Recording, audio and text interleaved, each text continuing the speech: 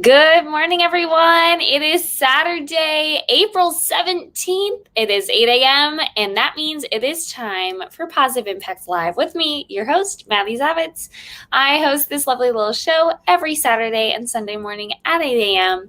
I have a lot of fun picking out all of the articles I get to talk about and keeping you updated on everything local, national, and international. I'm keeping you in the know.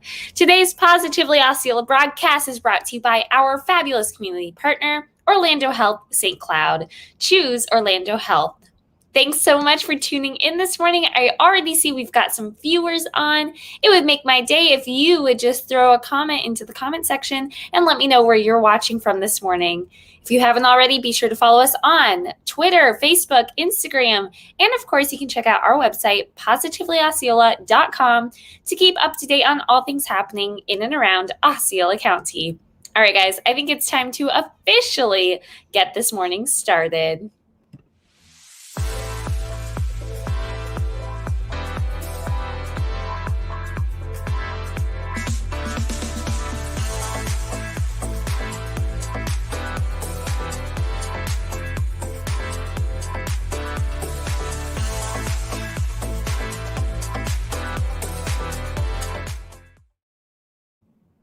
Good morning, everyone. Again, welcome to Positive Impact.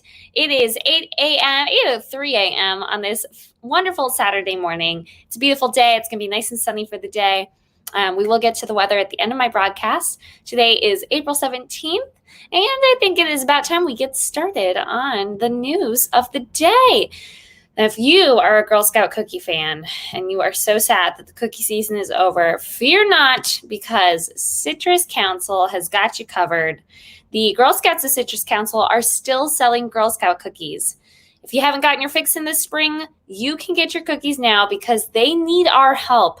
They need to empty the warehouse. They have 20,000 cases of Girl Scout cookies left, not boxes, guys, cases of 12 to 18 boxes of cookies in them individually. They have a lot of cookies to sell, and they are such an awesome group. By purchasing Girl Scout cookies, you're supporting this awesome organization and supporting girls and their future. So there are 3 ways that you can help. You can either donate boxes through the Care to Share program, which benefits Second Harvest Food Bank of Central Florida and goes to actively serving men and women in the armed forces. You could gift some boxes of Girl Scout cookies. Who doesn't want to get Girl Scout cookies? You could give it to businesses, surprise your staff, maybe your friends, or it's a perfect Mother's Day treat.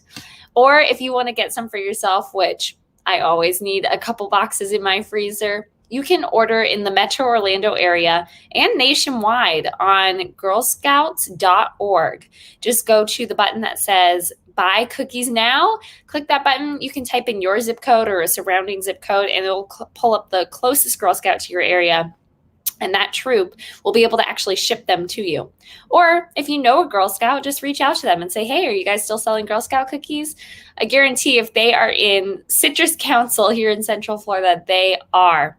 Girl Scouts of Citrus Council is a non-for-profit organization chartered in 1956, following the foundings of Juliet Gordon Lowe's guidelines of the Girl Scouts. The Girl Scouts of Citrus Council serves girls throughout Brevard, Lake, Orange, Seminole, Volusia, and Osceola counties since 1956. I am a proud former Girl Scout of Citrus Council. I spent 13 years in the Scouts, and I'm now a lifelong member and an assistant troop leader. So my service has not ended with the Scouts, and they continue to help me grow and improve as a young woman today. So I just love the Girl Scouts. And in Girl Scouting, positive female leaders are the norm, not the exception. They help more than 16,000 girls a year in Central Florida to be their very best. And 1 out of every 7 girls in your area is a Girl Scout, so you probably know one. Just ask around, maybe post on Facebook. So reach out to your favorite Girl Scout today and see if you can help #empty the warehouse. And again, you can visit girlscouts.org for more information.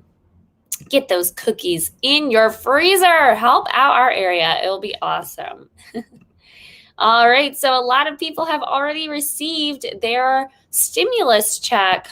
I just got mine. I was so excited. And then I got another letter saying, hey, by the way, you actually have a second stimulus plus up coming your way. The IRS is sending more of these out to more than 700,000 Americans that will be receiving a supplement stimulus payment this week as the IRS continues to process 2020 tax returns. They announced this Wednesday. These plus-up payments, as the IRS calls them, will be sent to taxpayers who received a third stimulus check based on their 2019 income, but qualify for more money based on their 2020 returns. The agency estimates it will send out more than $1.2 billion in supplemental payments, many of which would have hit the bank accounts by April 14th. For some reason, my bank account, it doesn't go there. I get a hard check, even though I gave them all my information. The IRS promised to send these supplemental payments earlier this year when the start of tax season coincided with the passage of the American Rescue Plan and its provision for a third stimulus payment. Taxpayers who expected a larger stimulus payment based on their 2020 return were encouraged to file their taxes as quickly as possible. But the IRS started dispersing payments before it processed many of these tax returns. The first plus-up payments were sent out earlier this month, and the IRS plans to continue rolling them out on a rollout basis to everyone who is eligible as they process their 2020 returns. In total, the IRS has sent approximately 159 million payments during the third round of stimulus payments, valued at more than $376 billion. So let's get our economy going here in Central Florida. So happy that we have more stimulus checks coming our way. All right, if you watch my show, you know I love space news, and this week is no different because NASA just announced that they have picked SpaceX to be part of their moon landing that is going to be happening in the redesigned Starship. They chose SpaceX on Friday to build this lunar lander that will eventually put not only the first woman, but also the first person of color on the moon. The announcement came a few hours after SpaceX's most international crew of astronauts arrived in Florida for liftoff next week. Elon Musk's Starship, the futuristic shiny steel rocket ship that's been launching and exploding in Texas, beat out landers proposed by Jeff Bezos' Blue Origin and Dynetics, a subdivisory of Leidos. The contract was worth $2.89 billion. So they have been doing a lot of tests with this rocket or spaceship. Sorry, not rocket. But so far, there has not been a solid landing. So hopefully they get it figured out before they put people into it and send them to the moon.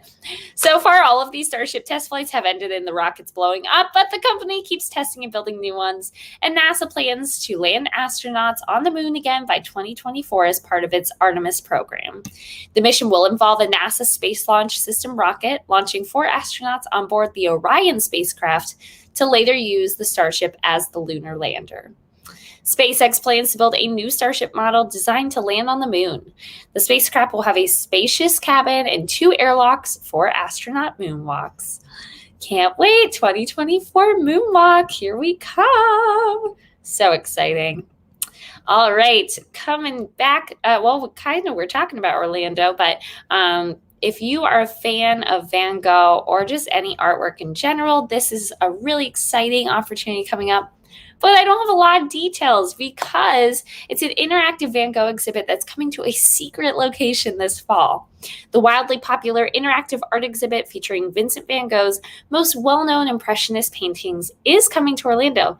But where exactly is being kept a secret. Tickets went on sale Thursday for the exhibit if you signed up for the email list, but the public sale starts April 17th, today. The show has already made stops in Miami and Tampa and other major cities in the U.S., and I think I saw it in Toronto as well. The immersive experience designed by Sicardi combines music, projected images, and video displaying Van Gogh's detailed works, including Starry Night, Sunflowers, and more. You can lose yourself in the ultimate immersive art experience surrounded by over 500,000 cubic feet of monumental projections animating Vincent van Gogh's artwork. You can wander through entrancing, moving images that highlight brushstrokes, detail, and color, truly illuminating the mind of the genius.